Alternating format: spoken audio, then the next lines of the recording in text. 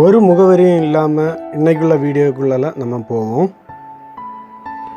வீடு வைக்கும்போது கவனிக்க வேண்டிய சில வழிமுறைகள் தான் இந்த வீடியோவில் பார்க்க போகிறோம். நான் ஒரு ஆர்கிடெக்டோ இன்ஜினியரோ கான்ட்ராக்டரோ இல்லை. நான் 1-2 வீடுகள் என்னோடய சகோதரனுக்காக நான் செய்திருக்கேன். அதோட அறிவில் தான் நான் இந்த வீடியோவை உங்களுக்காக நான் பதிவு பண்ணுறேன். ஒரு புதிய வீடு வைக்கணும்னு பிளான் பண்ணிகிட்டு இருக்கக்கூடியவங்க நீங்கன்னா இந்த வீடியோவை தொடக்கத்தில் இருந்து முடிவு வர கண்டிப்பாக பாருங்கள். கண்டிப்பாக இதில் இருந்து உங்களுக்கு தேவையான 1-2 ஐடியாக்கள் உங்களுக்கு கிடைக்கும். புதிய வீடு வைக்கிறவங்களுக்கு நான் சொல்லக்கூடிய முதல் கருத்து என்னென்னா, முதலாவது பார்த்துக்கிட்டிங்கன்னா உங்கள் கையில் இருக்கக்கூடிய காசு எவ்வளோ, இல்லை ஜுவல்ஸ் எவ்வளோ வச்சுருக்கீங்க, இல்லை அதுக்காக நீங்கள் எவ்வளோ இது பண்ணி இன்னும் சேர்த்து வச்சுருக்கீங்க, இல்லை லோன் எவ்வளோ போட்டு வச்சுருக்கீங்க, அதில் அந்த அமௌண்ட்டும் நீங்கள் வரைஞ்சி வச்சுருக்கக்கூடிய அந்த பிளானோட எஸ்டிமேட் அளவும் ரெண்டும் சேமாக இருக்குதா அப்படின்னு ஒன்று பார்த்துக்கிடுங்க. இது ரெண்டும் வித்தியாசப்படவே கூடாது.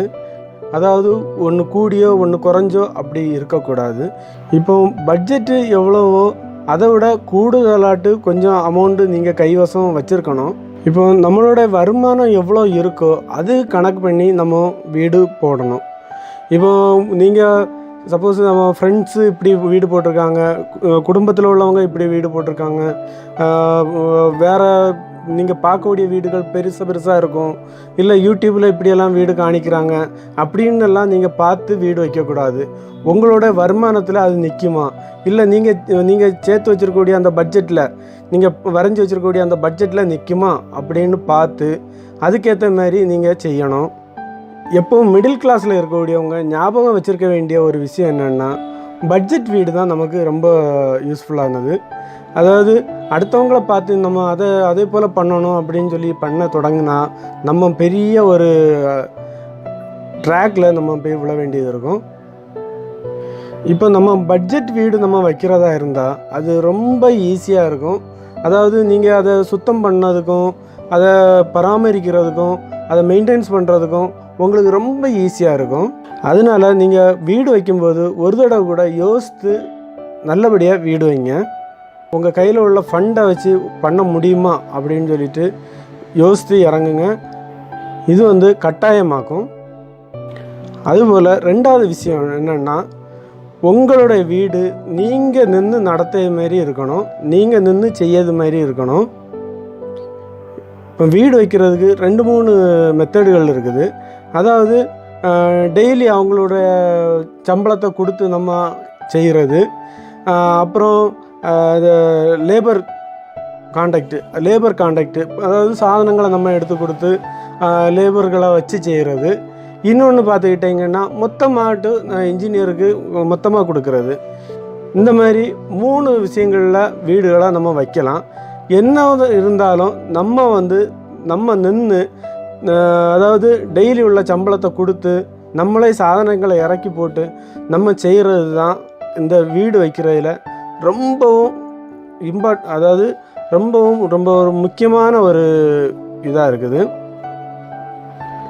நீங்கள் அப்படி டெய்லி வேலைக்கு ஆள் வைக்கும்போது, டெய்லி சம்பளம் கொடுக்கும்போது உங்கள்கிட்ட இருந்து எவ்வளோ காசு போகுது, எவ்வளோ இருக்குது அப்படின்லாம் கணக்குகள் உங்களுக்கு தெரிய வரும்.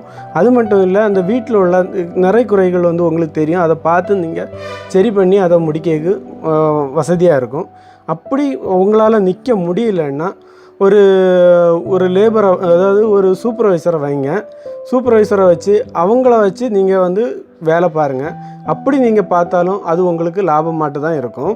இது நான் சொல்கிறது என்னோடய சொந்த அனுபவத்துலேருந்து நான் உங்களுக்கு சொல்கிறேன். இது ஒரு சூப்பர்வைசர் வச்சாலும் அது உங்களுக்கு தான் ரொம்ப லாபமாட்டு இருக்கும். அதனால் டெய்லி சம்பளம் வாங்கக்கூடிய லேபர்ஸை வைக்கிறது தான் நமக்கு ரொம்ப லாபமாக இருக்கும். இதை பார்த்துக்கிட்டிங்கன்னா கிராமப்புறங்கள்லாம் பார்த்துக்கிட்டிங்கன்னா நல்ல வேலை செய்யக்கூடிய நல்ல திறமையான வேலைக்காரங்க நிறைய பேர் கிடைப்பாங்க. வேலை இல்லாமல் இருக்கிறாங்க, அவங்க கிடைப்பாங்க. அவங்கள நீங்கள் யூஸ் பண்ணி பண்ணிங்கன்னா இன்னும் நல்ல அழகான வீடுகளை உங்களால் செய்ய முடியும். அதனால் நீங்கள் வீடு வைக்கும்போது தச்சு வேலை, அதாவது நீங்கள் டெய்லி சம்பளம் கொடுக்குற மாரி வேலைக்காரங்களை விட்டு வேலை செய்கிறது வந்து ரொம்ப நல்ல விஷயம். அதுதான் உங்களுக்கு அந்த வீட்டோடு உள்ள ஈர்ப்பை வந்து கூட்டுது.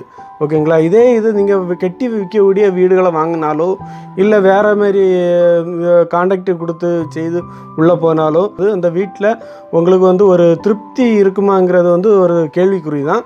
அதனால் நீங்கள் பண்ணுற வீடு வந்து கொஞ்சம், அதாவது நீங்கள் வந்து அந்த வேலைக்காரங்களுக்கு டீ போட்டு கொடுத்து காஃபி போட்டு கொடுத்து அவங்களுக்கு கூடால நின்று செய்யும்போது அது வந்து அந்த வீட்டுக்கு மேலே உள்ள, அதாவது இப்போ புதுசாக கட்டி உள்ளே போகிறதுக்கும் அப்புறம் எத்தனையோ வருஷங்கள் கழித்து நீங்கள் சொல்லதுக்கும் அது வந்து ஒரு பெரிய ஒரு இதாக இருக்கும். நான் நின்று கெட்டினது, நான் நின்று செய்தது அப்படின்னு சொல்லதுக்கு ஒரு உதாரணமாக இருக்கும். ஓகேங்களா? அதுபோல் நம்ம 3வது விஷயத்துக்கு வருவோம். 3வது விஷயம்னு பார்த்துக்கிட்டிங்கன்னா அந்த ஹோம் லோனை பற்றி தான் நான் இப்போ சொல்ல போகிறேன். அதாவது ஹோம் லோன் பார்த்துக்கிட்டிங்கன்னா நீங்கள் வந்து தொடக்கத்திலேயே, அதாவது ஃபவுண்டேஷன் போடும்போது இல்லை நீங்கள் இது சன்சைடு வார்க்கும்போது இல்லைன்னா பில்டிங் கட்டும்போது நீங்கள் முதல்லே வந்து நீங்கள் ஹோம் லோன் போட்டு இது பண்ணிங்கன்னா அந்த இது வந்து உங்களுக்கு சக்ஸஸாக முடியாது. அப்படி நீங்கள் பண்ணும்போது நீங்கள் வந்து முதல்ல என்ன பண்ணுறீங்கன்னா உங்கள் கையில் இருக்கக்கூடிய நீங்கள் கொஞ்சம் சேர்த்து வச்சுருப்பீங்கள்ல, அந்த சேர்த்து வச்சுருக்கக்கூடிய அந்த காசை வச்சு நீங்கள் முதல்ல வீடு கட்ட தொடங்குங்க. வீடு கட்ட தொடங்கிட்டு அதுக்கு பிறகு உங்களால் முடிஞ்ச அளவுக்கு நீங்கள் அந்த வார்க்கக்கூடிய அளவு, அந்த மேலே காங்கிரீட் போடக்கூடிய அளவுக்கெல்லாம் வந்த பிறகு உங்களால் முடியலை, இல்லை ஜுவல்ஸ் எல்லாம் வீட்டில் இருக்குன்னா அதெல்லாம் வச்சு, இல்லை நீங்கள் ஒரு சீட்டு போட்டிருக்கீங்க அதையும் வச்சு நீங்கள் கட்ட பாருங்கள். ஏன்னா வீடு வந்து ஃபஸ்ட்டு வந்து செலவு ரொம்ப ஆகாது. லாஸ்ட்டு முடியக்கூடிய நேரத்தில் தான் உங்களுக்கு ஃபர்னிஷிங், பெயிண்டிங், ப்ளம்பிங், ஒயரிங் இதெல்லாம் வரும்போது தான் உங்களுக்கு செலவுகள் கூடுதல் வரும். அப்படி செலவுகள் கூடுதல் வரும்போது அந்த நேரங்களில் நீங்கள் வந்து லோன் எடுத்தீங்கன்னா உங்களுக்கு வந்து வீடு முடித்து உள்ளே ஏறதுக்குள்ள ஒரு இது கிடைக்கும். அல்லாமல் நீங்கள் முதல்ல வீடு லோன் எடுத்தீங்கன்னா உங்களால் வந்து அந்த வீட்டுக்குள்ளால் போகிறதுக்கே கஷ்டமாக இருக்கும். ஓகேங்களா? இனி நாம் 4வது விஷயத்துக்கு போவோம். 4வது விஷயம் என்னன்னு பார்த்துக்கிட்டிங்கன்னா, இப்போ நீங்கள் வந்து வீடு கட்டிகிட்டே இருக்கீங்க, உங்களோட பிளான் வந்து மாறுது. அதாவது நீங்கள் ஏற்கனவே ஒரு பிளான் போட்டு வச்சுருப்பீங்க, அந்த பிளான் படி கொஞ்சம் வேலையெல்லாம் முடிஞ்சிருக்கும். திடீர்னு நீங்கள் வந்து பிளானை மாற்றும்போது உங்களுக்கான ஆகக்கூடிய செலவுகள் வந்து கூடும். அதாவது அந்த ஏற்கனவே நீங்கள் கட்டி வச்சுருக்கிறத இடிக்க வேண்டியது இருக்கும், இல்லை அதை ஆல்ட்ரு பண்ண வேண்டியது இருக்கும். அப்படி பண்ணும்போது உங்களோட செலவுகள் வந்து கூடும். நீங்கள் ஒரு பட்ஜெட் வீடு வைக்கிறீங்கன்னா முதல்ல எப்படி பிளான் பண்ணுறீங்களோ அந்த பிளான்லேயே நீங்கள் போகிறது ரொம்ப நல்லது. அடுத்த பாயிண்ட் என்னென்னு பார்த்துக்கிட்டிங்கன்னா, அடுத்த பாயிண்ட் வந்து நீங்கள் வந்து நிறைய வீட்டு வைக்கைக்கு நிறைய சாதனங்கள் வெளியிலேருந்து வாங்க வேண்டியிருக்கும். வெளியிலேருந்து வாங்கும்போது நீங்கள் வந்து ஒரு இடத்துல போய் ரேட்டு கேட்காதீங்க. ஒரு இடத்துல போய் ரேட்டு கேட்டு அங்கேருந்தே பர்ச்சேஸ் பண்ணிவிட்டு வராங்க. அப்படி வரும்போது நீங்கள் ஏமாறதுக்கும் நிறைய சான்ஸ் இருக்குது. அது வந்து ரேட்டு கூடதுக்கும் சான்ஸஸ் நிறைய இருக்குது. ஓகேங்களா? நம்பிக்கைங்க பேரில் நீங்கள் அப்படி பண்ணாதீங்க. இது நீங்கள் என்ன பண்ணுறீங்கன்னா, ஒரு 4-5 கடைகளில் போய் விசாரிங்க. இப்போ நல்ல ஸ்டாண்டர்டான சாதனங்கள் தான் வாங்க போகிறீங்கன்னாலும் என்னோடய அனுபவத்தில் நான் சொல்கிறேன், இப்போ ஸ்டாண்டர்டான ஒரு சாதனம் வாங்க போகிறீங்கன்னா அந்த பொருளையே நீங்கள் வந்து ஒரு 4-5 கடையில் கேட்டிங்கன்னா ஒவ்வொரு கடையிலையும் ஒவ்வொரு ரேட்டு சொல்லுவாங்க பாருங்கள். அதனால் நீங்கள் வந்து 4-5 கடையில் விசாரித்து அது வாங்கினீங்கன்னா உங்கள் பட்ஜெட்டுக்கு உள்ளாலேயே நம்ம வந்து இந்த வீடு கட்டுறதை முடிச்சிடலாம், பார்த்துக்கிடுங்க. ஓகேங்களா? அதுபோல் அடுத்த பாயிண்ட் பார்த்துக்கிட்டிங்கன்னா, நீங்கள் வந்து பட்ஜெட் வீடு தான் வைக்க போகிறீங்கன்னா, அதாவது இத்தனை லட்ச ரூபா, அதாவது 5 லட்ச ரூபா 6 லட்ச ரூபா நீங்கள் பட்ஜெட்டு போட்டு இந்த மாதிரி தான் வீடு வைக்க போகிறீங்கன்னா மேக்ஸிமம் நீங்கள் வந்து என்ன பண்ணுறீங்கன்னா, பழைய வீடுகள் பொழிச்சதில் உள்ள தடிகள் கிடைக்கும்னா அந்த தடிகளை வாங்கி நீங்கள் வந்து செய்து பாருங்கள். அது வந்து உங்களுக்கு ரொம்ப யூஸ்ஃபுல்லாக இருக்கும். எதனால சொல்கிறேன்னா, பழைய தடிகள் நல்லா இருக்குது, அதுவும் நல்ல தடிகள் பார்த்து நீங்கள் வாங்கணும். அதாவது இப்போ சாதாரணமாட்டு ஒரு விண்டோ நீங்கள் ரெடி பண்ணுறீங்கன்னா கிட்டத்தட்ட 6000 ரூபா 7000 ரூபா ஆகும் ஒரு புதுசாட்டு நீங்கள் வாங்கணுன்னா. அதே இது நீங்கள் பழசில் வாங்கினீங்கன்னா உங்களுக்கு அதுலேருந்து பாதி தான் ஆகும். ஆனால் அந்த தடி நல்லா இருந்துச்சுன்னா, பழசு நீங்கள் வாங்கும்போது அந்த தடி நல்லா இருந்துச்சுன்னா அதை ஒரு தேய்ச்சி அதை ஒரு பாலிஷோ இல்லைன்னா ஒரு பெயிண்டிங்கோ பண்ணிங்கன்னா புதுசு மாரி ஆயிரும். அந்த தடி வந்து உங்களுக்கு இன்னும் இப்போ ஒரு 20 வருஷம் 20 வருஷம் பழமையான தடி கிடச்சிருக்குன்னா அது வந்து இன்னும் உங்களுக்கு வந்து 20-30 வருஷம் போகக்கூடிய அளவுக்கு நல்ல ஸ்ட்ராங்காக இருக்கும். அந்த அளவு நல்ல உழைப்பு இருக்கும்.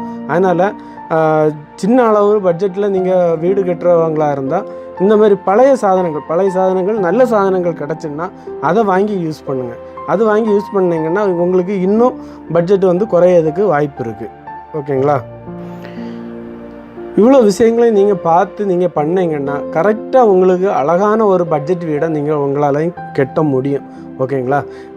இது வந்து என்னோடய அனுபவத்துலேருந்து நான் கொஞ்சம் எடுத்து நான் சொன்னது உங்களுக்கு. இந்த வீடியோ வந்து உங்களுக்கு பிடிச்சிருக்குன்னு நான் நம்புகிறேன். பிடிச்சிருக்குன்னா நீங்கள் லைக் பண்ணுங்கள். அப்படி உங்களுக்கு இந்த வீடியோ உங்களுக்கு பிடிக்கலைன்னா டிஸ்லைக் பண்ணுங்கள். ஓகேங்களா? இதே போல் இன்னும் வீடு பட்ஜெட் வீடுகள் கட்டுறதுக்கான ஐடியாக்களோடு நான் இன்னும் அடுத்த வீடியோவில் நான் உங்களை சந்திக்கிறேன். வேறையும் வீடியோக்கள் நான் இது பண்ணுறேன். நம்ம சேனலை நீங்கள் சப்ஸ்கிரைப் பண்ணலைன்னா சப்ஸ்கிரைப் பண்ணி தொடர்ந்து எனக்கு ஆதரவு தாங்க. தேங்க்யூ ஃபார் வாட்சிங். பாய்.